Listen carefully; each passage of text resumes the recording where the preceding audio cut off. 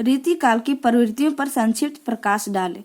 रीतिकाल की प्रमुख प्रवृत्तियां निम्नलिखित है: लक्षण ग्रंथ निरूपण, श्रृंगारिकता, अलंकारिता, भक्ति वैराग्य निरूपण, प्राश्रय की भावना, नारी निरूपण, वीर रसपूर्ण काव्य, आलंबन रूप में प्रकृति चित्रण, मुक्तक काव्य रूप, ब्रज भाषा की प्रधानता, आचार्यत्व।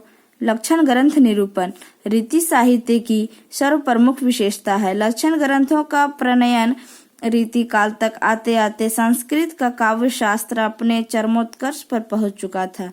उसका प्रभाव कवियों के मानस पर भविष्य भक्ति काव्य से ही प्रारंभ हो गया था।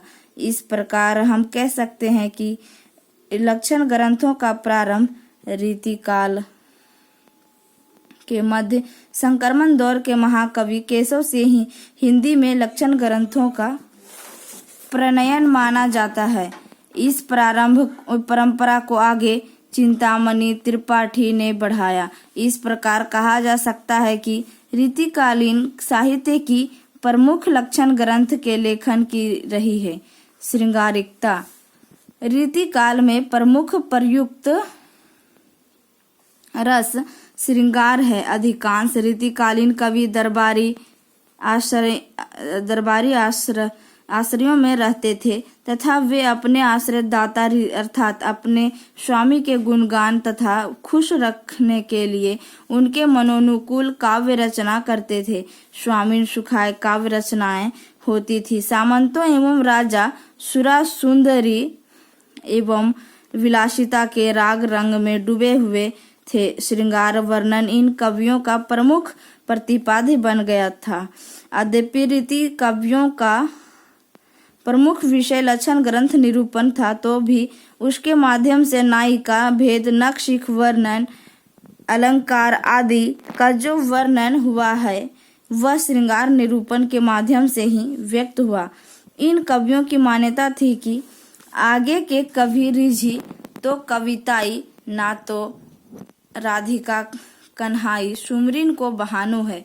डॉक्टर नगेंद्र का इस विषय में कहना है कि सांचा चाहे जैसा भी रहा हो, इसमें ढली श्रृंगारिकता ही उसकी अभिव्यक्ति में उन्होंने किसी प्रकार का संकोच नहीं किया। बिहारी के इस दोहे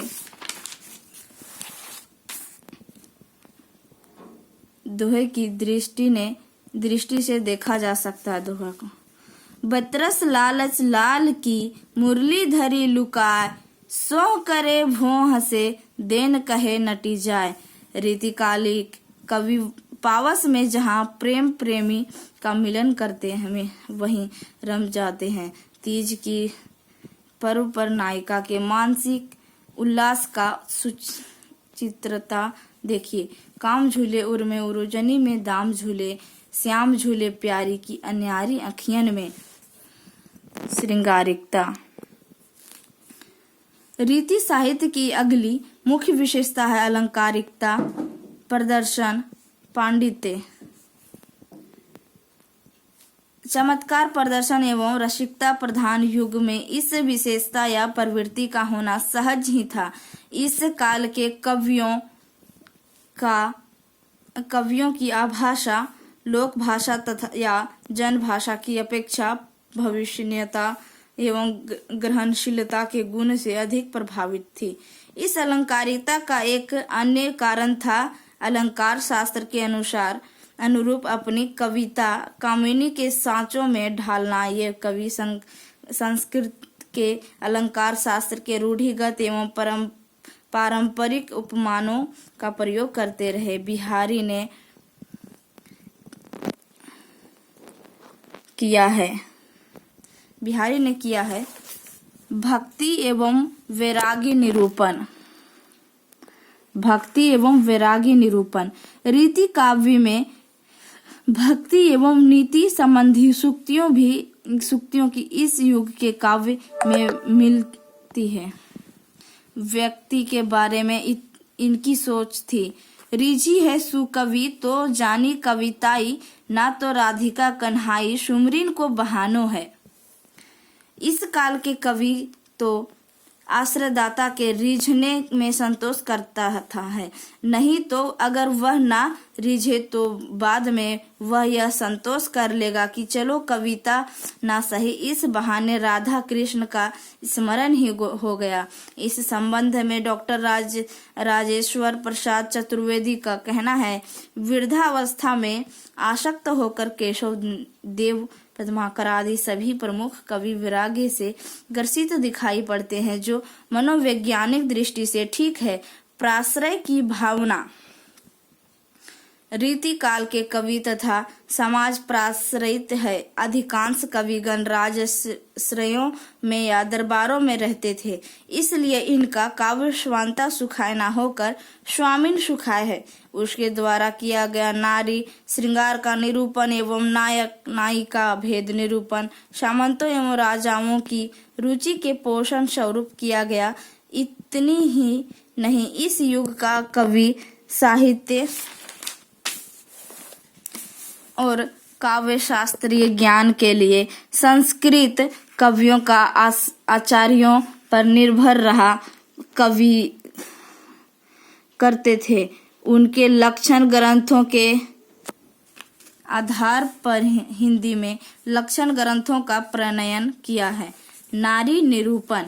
रीतिकालीन कवियों ने नारी के केवल विलासी व भोग्या रूप में चित्रण किया है।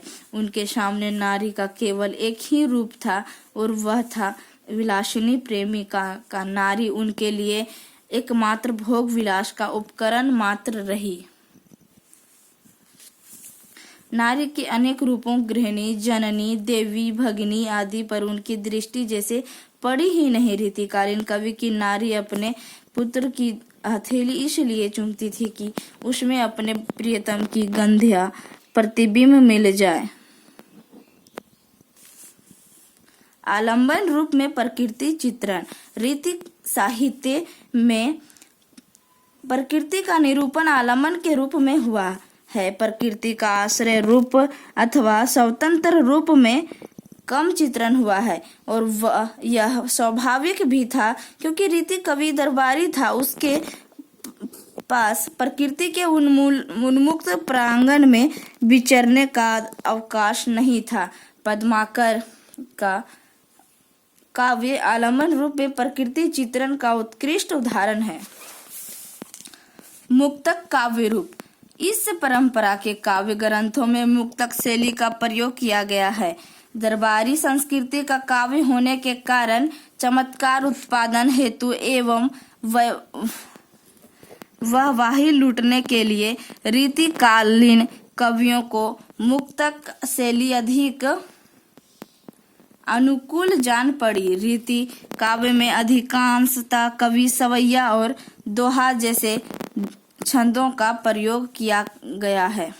रीतिकाल में श्रृंगार रस का अधिक प्रयोग किया गया है।